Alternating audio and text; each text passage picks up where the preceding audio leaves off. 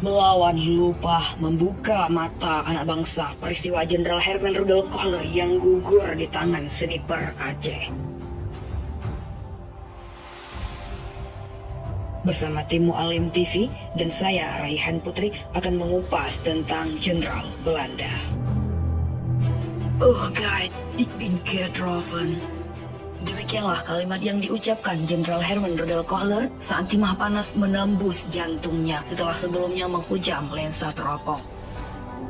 Saat itu, petinggi militer Belanda ini sedang memberikan instruksi kepada pasukannya yang berkumpul di bawah pohon gelumpang di depan Masjid Raya Baitur Rahman 14 April 1873. Belanda saat itu baru saja menembus garis pertahanan kerajaan Aceh Darussalam di Ulelu. Mereka berupaya menguasai Masjid Raya yang semula diduga sebagai basis pertahanan pasukan kerajaan Aceh dalam serangan pertamanya pada 26 Maret 1873. 5.000 pasukan Belanda terkesima saat pimpinannya Kohler tersungkur.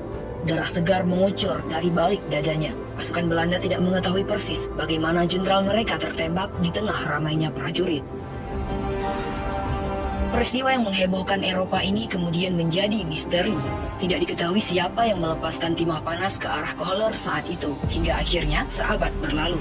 Keturunan Tekunya Raja Imam Lumbata, Nukman, buka suara. Nukman yang sudah berusia rentan itu pernah mengungkapkan bahwa kakeknya Tekunya Raja yang menembak Kohler.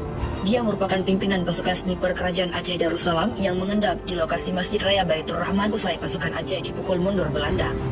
Tekunya Raja pada saat kejadian diketahui baru berusia 19 tahun.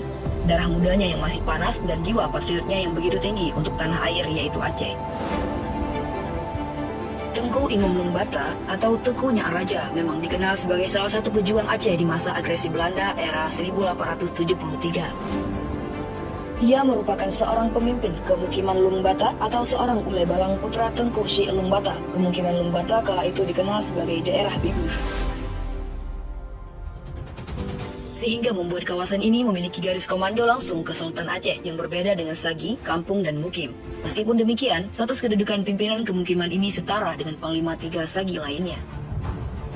Tidak ada referensi kuat yang membenarkan kisah Nukman ini. Meskipun demikian, fakta sejarah membenarkan bahwa Jenderal Kohler tewas terbunuh oleh senjata sniper di Aceh.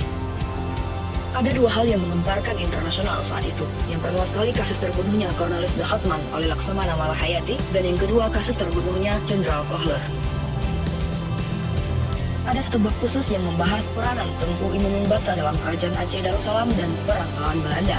Hal tersebut ditulis secara lengkap oleh Profesor Dr. Din Majid dalam bukunya Catatan Pinggir Sejarah Aceh.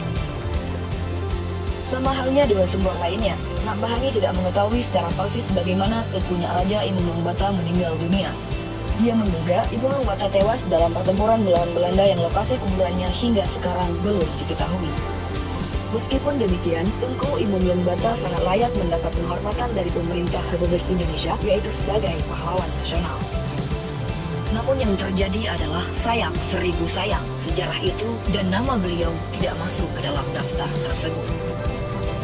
Perang antara kebaikan melawan keburukan tidak akan pernah ada habisnya. Keduanya selalu saling mengalahkan. Maka jika Anda ingin menjadi orang baik, jangan pernah menanamkan rasa kebencian sedikit pun di dalam diri Anda. Begitulah cerita singkat tentang Jenderal Kohler yang gugur di tangan sniper Aceh menurut versi kami. Saya Raihan Putri, sampai jumpa di lain waktu.